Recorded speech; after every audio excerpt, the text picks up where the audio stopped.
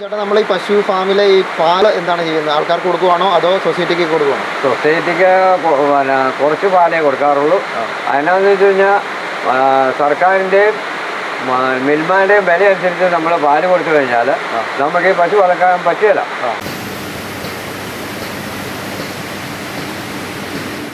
ടിജോയാണേ. നമ്മളിന്നൊരു ക്ഷീരകർഷകനെ പരിപാടി വന്നിരിക്കുകയാണ്. എവിടെയാണെന്ന് അറിയണ്ടേ? ഇടുക്കി ജില്ലയിലെ അർക്കുളം ഗ്രാമപഞ്ചായത്തിലുള്ള മൂന്നുങ്കോൽ എന്ന സ്ഥലത്തെ പഞ്ഞിക്കുന്നേൽ ഷായിച്ചേട്ടൻ്റെ ക്ഷീര ഫാമാണ് നിങ്ങൾക്ക് പരിചയപ്പെടുത്താൻ പോകുന്നത്. വില്ലേജ് ബ്ലോഗ്സിൻ്റെ എല്ലാ പ്രേക്ഷകർക്കും പുതിയ വീഡിയോയിലേക്ക് സ്വാഗതം.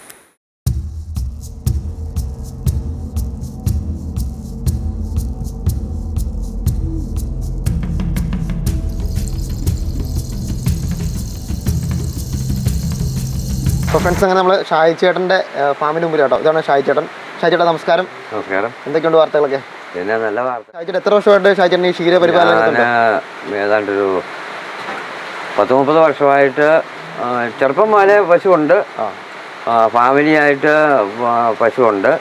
അതുകൂടാതെ ഞാൻ തുടങ്ങിയിട്ട് ഇപ്പോൾ ഒരു 30 വർഷത്തോളം ആയിട്ടുണ്ട്. ഒരു പശുവേൽ തുടങ്ങിയതാണ്. ഇപ്പോൾ എത്ര പശുക്കളുണ്ട്? ഇപ്പോൾ എനിക്കിപ്പോൾ നിലവിൽ 10 പശുവുണ്ട്. രാവിലെ മുതൽ നമ്മൾ രാവിലെ 4 മണിക്ക് കേൾക്കും. ഞാൻ, ഭാര്യ, മകന്. ഒരു ഭായി ഉണ്ടായിരുന്നു. ഭായി പോയി. ഇനിയിപ്പോൾ ആരെങ്കിലും അന്വേഷിക്കുക, ഒരാളെ കണ്ടെത്തണം. പുല്ല് നട്ടിട്ടുണ്ട്, അത് വെട്ടും. പിന്നെ കന്നാര കൊടുത്തിട്ടുണ്ട്, അതരിഞ്ഞു കൊടുക്കും. ഷായിച്ചേട്ടൻ ആധുനിക സജ്ജനങ്ങൾ കൂടി ഒരു ഫാമാണല്ലോ. ഈ ഫാമിൻ്റെ പ്രത്യേകതകൾ എന്തൊക്കെയാണ്? പ്രത്യേകതകൾ, കുടിക്കാനുള്ള വെള്ളം അവർക്ക് ഓൾറെഡി അവർക്ക് എപ്പോൾ വേണേലും കുടിക്കത്തക്ക രീതിയിൽ വെള്ളം സെറ്റ് ചെയ്തിട്ടുണ്ട്. പിന്നെ കറക്കാനുള്ള മിഷനുണ്ട്. പിന്നെ കറണ്ട് പോയാലും നമുക്ക് വിഷയമില്ല, ജനറേറ്ററുണ്ട്. പിന്നെ ഓൾറെഡി എപ്പോഴും ഫാൻ ഇട്ടിട്ടുണ്ട്. 24 മണിക്കൂറും ഫാനുണ്ട്. ഫാനുണ്ടെങ്കിലുള്ള ഗുണം എന്നാന്ന് ചോദിച്ചു കഴിഞ്ഞാൽ ഈച്ച, കൊതുക് അങ്ങനെയുള്ള ഇത് വരികയില്ല. ഇവരെപ്പോഴും കൂളായിട്ട് തന്നെ നിൽക്കും. ഇവർക്ക് ഇട്ട് കൊടുത്ത് പഠിപ്പിച്ചു കഴിഞ്ഞാൽ പിന്നെ ഇതില്ലാതെ പറ്റില്ല. അതുകൊണ്ട് 24 മണിക്കൂറും ഫാനുണ്ട്. ചാണകം അടുത്ത് തന്നെ ടാങ്കുണ്ട്. ടാങ്കിലോട്ട് തന്നെ വിടുവാണ്.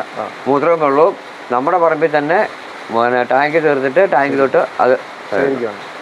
പിന്നെ സ്ലറി മോട്ടറുണ്ട്. സ്ലറി മോട്ടർ വെച്ച് അത് അടിച്ച് അവിടുന്ന് നീക്കിക്കളയും, പറമ്പിലോട്ട് നീക്കിക്കളയും. ആധുനിക രീതിയിലുള്ള ഫാമാണല്ലോ. അപ്പോൾ ഇവിടെ പശുവിനെ കറക്കാനായിട്ട് നമ്മളൊരു മെഷീനാണ് ഉപയോഗിക്കുന്നത്. അതെ. ഇതിന്റെ പ്രത്യേകത എന്തൊക്കെയാണ്? എത്ര ലിറ്ററാണ് നമുക്ക്? ഇതിന്റെ ക്യാന് 20 ലിറ്ററാണ്. ഇതിന് 4 നീഡിലുണ്ട്. ആ 4 നീഡില് 4 കാമ്പ് വഴി വെച്ച് കൊടുക്കുന്നു. ഇത് മോട്ടറുണ്ട്. ആ മോട്ടറിൽ തൊഴുത്തിൻ്റെ 3-1 ഭാഗത്തൂടെ പൈപ്പ് ലൈൻ കടന്നു വരുന്നുണ്ട്. ആ ലൈനിൽ കൂടെയാണ് എയർ വരുന്നത്. ആ എയർ നീഡിൽ കൊടുത്തിട്ടുണ്ട്. ആ നീഡിലോട്ട് കണക്ട് ചെയ്താൽ ഈ മെഷീനിലോട്ട് വരും. മെഷീനിലോട്ട് വന്നു കഴിഞ്ഞാൽ പിന്നെ ഇത് കറക്കാൻ ഓക്കെ ആകുമ്പോൾ ഇതിനൊരു സൗണ്ട് ഉണ്ടാവും. ആ സൗണ്ട് കേൾക്കാൻ തുടങ്ങുമ്പോൾ, ആ സൗണ്ട് കേൾക്കുമ്പോൾ ഓക്കെ ആയി, കറവയ്ക്ക് മെഷീൻ ഓക്കെ ആയി എന്നാണ്. പിന്നെ കാമ്പിലോട്ട് വെച്ച് കൊടുത്താൽ മതി. ഒരു 20 ലിറ്റർ കറക്കണതിന് ഒരു 3 മിനിറ്റ് അല്ലെങ്കിൽ 4 മിനിറ്റ് കൂടുതൽ നമുക്ക് ആവശ്യമില്ല. പെട്ടെന്ന് പണി തീരും.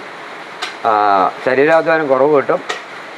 ഇതൊക്കെയാണ് ഇതുകൊണ്ടുള്ള ഗുണങ്ങൾ. നമ്മുടെ ഫാമിൽ എത്ര പശുക്കളുണ്ട്? അവിടെ തീറ്റയും കാര്യങ്ങളൊക്കെ എങ്ങനെയാണ്? തീറ്റയും കാര്യങ്ങളും ഓൾറെഡി 2 കിലോ ഇവർക്ക് കമ്പൽസറി ആയിട്ട് വേണം. ബോഡിക്ക് 2 കിലോ വേണം. അതുകൂടാതെ 1 ലിറ്റർ പാലിന് 400 ഗ്രാം തീറ്റ വെച്ച് ഇവർക്ക് കൊടുക്കണം. അത് 2ആയിട്ട് കൊടുക്കാം. രാവിലെ കറവ് കഴിയുമ്പോഴും ഉച്ചക്കത്തെ കറവ് കഴിയുമ്പോഴും തീറ്റ കൊടുക്കുകയാണ്. അത് നമ്മൾ കൊടുക്കുന്നത് കേരള ഫീഡ് മാത്രമേ കൊടുക്കാറുള്ളൂ. അത് ഡോക്ടർ ജെറി സാറ് പറഞ്ഞിരിക്കുന്നത് വേറെ പൊടികളോ തവിടോ ഒന്നും കൊടുക്കണ്ട. അത് തമിഴ്നാടിൻ്റെ വേസ്റ്റാണ്. ആ വേസ്റ്റ് നമ്മൾ കൊടുത്ത് നമ്മുടെ പശുക്കളുടെ വയറ് മോശമാക്കണ്ട. അതുകൊണ്ട് നമുക്ക് കേരള ഫീഡ് മാത്രം കൊടുത്താൽ മതി എന്നുകൊണ്ട്. അതുകൊണ്ട് എന്നാന്ന് ചോദിച്ചു കഴിഞ്ഞാൽ ഇപ്പം യാതൊരു പ്രശ്നങ്ങളും എൻ്റെ തൊഴുത്തിലെ ഫാമിലെ ഒരു പശുക്കൾക്കും മരുന്നോ വേണ്ടതായ ഒരു പ്രശ്നങ്ങളും വരുന്നില്ല. ഈ Kerala feed pellet 6 mm pellet കൊട്ടയിലിട്ട് അങ്ങ് വെച്ച് കൊടുക്കും. അവരത് പെറുക്കി തിന്നും. അവർക്ക് വെള്ളം കുടിക്കേണ്ട സമയത്ത് അവർ വെള്ളം കുടിച്ചോളും. പിന്നെ പുല്ല് കൊടുക്കുന്നില്ല? പിന്നെ പുല്ല് കന്നാര കൊടുക്കും. കന്നാര അതിൻ്റെ പശുവിൻ്റെ വെയിറ്റ് അനുസരിച്ചാണ് കന്നാര കൊടുക്കുക. അതുപോലെ തന്നെ 2 കൊട്ട കൊടുക്കേണ്ടവരുണ്ടാവും, ചിലപ്പോൾ 1 കൊട്ട കൊടുക്കേണ്ടവരുണ്ടാവും. അതനുസരിച്ച് അവരെ നോക്കിയേ കൊടുക്കുള്ളൂ. മെഷീനുണ്ടല്ലേ? ആ മെഷീനുണ്ട്. ആ മെഷീനിൽ അരിഞ്ഞ് കട്ട് ചെയ്ത് കൊടുക്കും. പിന്നെ പുല്ലും അതുപോലെ തന്നെ കട്ട് ചെയ്ത് കൊടുക്കുക. അതും അവരുടെ ബോഡി നോക്കി കൊടുക്കും. ഒരു ക്ഷീരകർഷകൻ എന്ന നിലയിൽ ചേട്ടന് സർക്കാരിൻ്റെ ഭാഗത്തു നിന്നുള്ള ആനുകൂല്യങ്ങൾ കിട്ടാറുണ്ടോ? കിട്ടാറുണ്ട്, എല്ലാം ഒന്നും കിട്ടാറില്ല. അത് പിന്നെ അപൂർവമായിട്ട് നമുക്ക് കുറച്ചൊക്കെ സഹായം കിട്ടിയിട്ടുണ്ട്. ഇനിയും കിട്ടുമെന്ന് പ്രതീക്ഷിക്കുന്നു. ക്യാറ്റിൽ ഷെഡിന് പൈസ കിട്ടിയിട്ടുണ്ട്, സബ്സിഡി കിട്ടിയിട്ടുണ്ട്. പിന്നെ വേറെ ഒന്നിനും കിട്ടിയിട്ടില്ല. അപ്പോൾ ചേട്ടാ, നമ്മൾ ഈ പശു ഫാമിലെ ഈ പാൽ എന്താണ് ചെയ്യുന്നത്? ആൾക്കാർക്ക് കൊടുക്കുവാണോ അതോ സൊസൈറ്റിക്ക് കൊടുക്കുവാണോ? സൊസൈറ്റിക്ക് പിന്നെ കുറച്ച് പാലേ കൊടുക്കാറുള്ളൂ.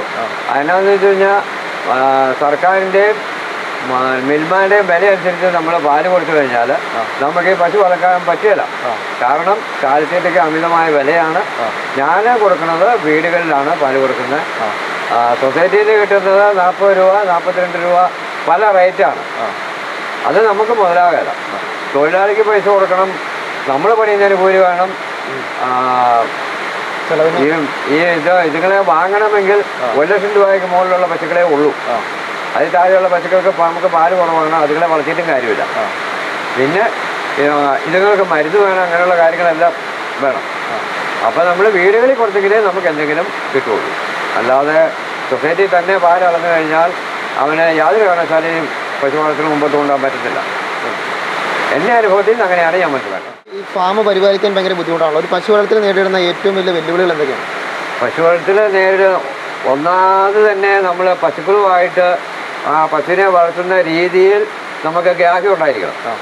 അതുകൂടാതെ ഇതൊക്കെ രോഗങ്ങൾ വരാതെ വൃത്തിയായിട്ട് തന്നെ തൊഴുത്ത് പരിപാലിച്ച് കൊണ്ടുനടക്കണം. പശുക്കളെ ആണേലും തൊഴുത്താണേലും പരിസരമാണേലും നല്ല വൃത്തിയായിട്ട് കൊണ്ടുനടക്കുക. അതുപോലെ തന്നെ വെള്ളം അങ്ങനെയുള്ള വേസ്റ്റുകളൊന്നും തൊഴുത്തിൻ്റെ പരിസരത്ത് കെട്ടിക്കിടക്കാതിരിക്കുക.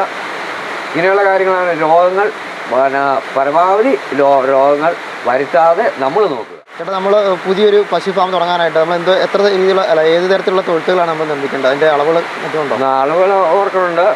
എന്നാന്ന് വെച്ച് കഴിഞ്ഞാൽ തൊഴുത്തിന് എപ്പോഴും 12 അടി വീതി, കുറയാണ്ട് 12 അടി വീതി തൊഴുത്തിനുണ്ടായിരിക്കണം. പിന്നെ പുൽക്കൂട് തേച്ച് വൃത്തി ഉള്ള രീതിയിലാക്കണം. പിന്നെ പുൽക്കൂട്ടിൽ തന്നെ ഇവർ ഓരോ പശുക്കൾക്കും കുടിക്കാനുള്ള വെള്ളത്തിനുള്ള ടാങ്ക് നമ്മൾ നിർമ്മിച്ചിരിക്കണം. അത് ഫ്ലഷ് ടാങ്ക് വെച്ച് അവരുടെ ആവശ്യത്തിന് ടാങ്കിൽ നിന്ന് നേരിട്ട് സപ്ലൈ കൊടുത്ത് അവരുടെ ആവശ്യത്തിന് കുടിക്കത്തക്ക രീതിയിൽ എപ്പോഴും 24 മണിക്കൂറും വെള്ളം ടാങ്കിൽ കിടക്കത്തക്ക രീതിയിൽ ആ തൊഴുത്ത് നിർമ്മിക്കണം. അതാണ് തൊഴുത്ത് നിർമ്മാണത്തിലുള്ള എനിക്ക് പറയാനുള്ളത്. തൊഴുത്തിന് എപ്പോഴും പരമാവധി വീതി 12 അടിയെങ്കിലും ഉള്ള തൊഴുത്തായിരിക്കണം. അതിൻ്റെ കാരണം എന്നാന്ന് വെച്ച് കഴിഞ്ഞാൽ ഇതിൻ്റെ പുറകിൽ കൂടെ നമുക്ക് എല്ലാ സാധനങ്ങളും കൊണ്ടു നടക്കണം. കറക്കണ മെഷീൻ കൊണ്ടു നടക്കണം, ചാണകം കൊണ്ടു നടക്കണം.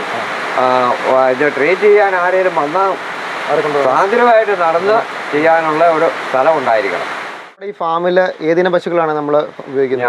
ഞാൻ നിർത്തിയിരിക്കുന്നത് HF ജേഴ്സി 2 ഇനം പശുക്കളേ ഉള്ളൂ.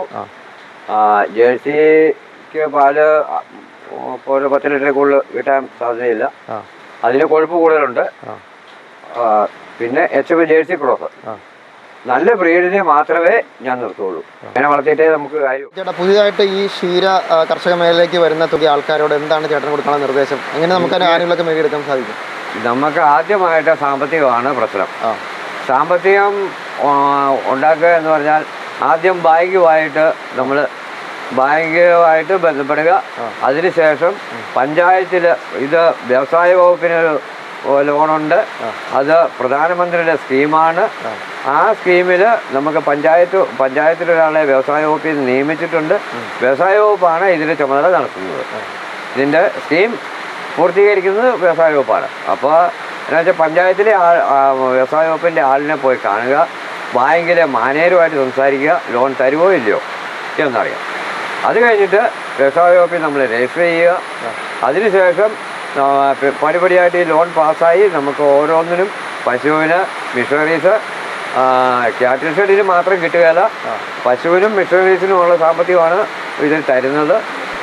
അത് നമ്മൾ വ്യവസായ വകുപ്പായിട്ട് ബന്ധപ്പെട്ട് വാങ്ങാൻ നോക്കുക.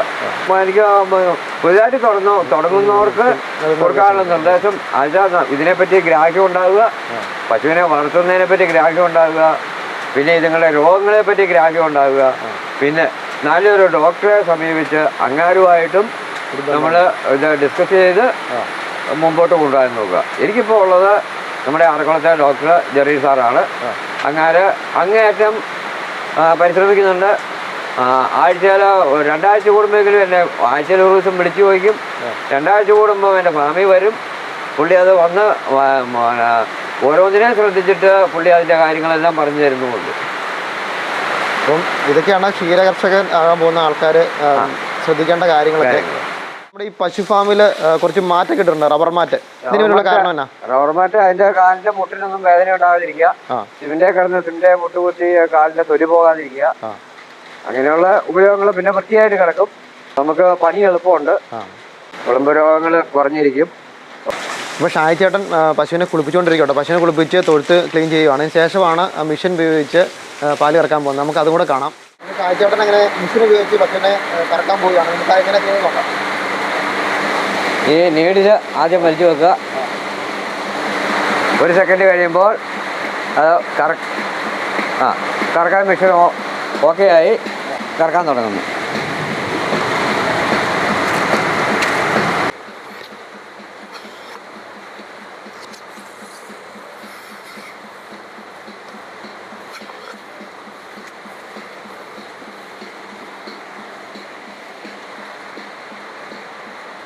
വെള്ള ട്യൂബിൽ കൂടെ പാല് വന്നുകൊണ്ടിരിക്കണു. കറവ ആരംഭിച്ചു കഴിഞ്ഞു.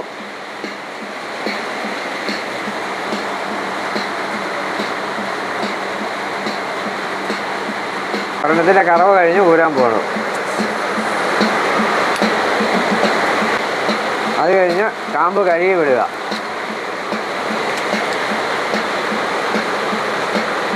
കാമ്പിലൊരു ലേശം പാല് കാണും, അത് വലിച്ചെടുക്കുക.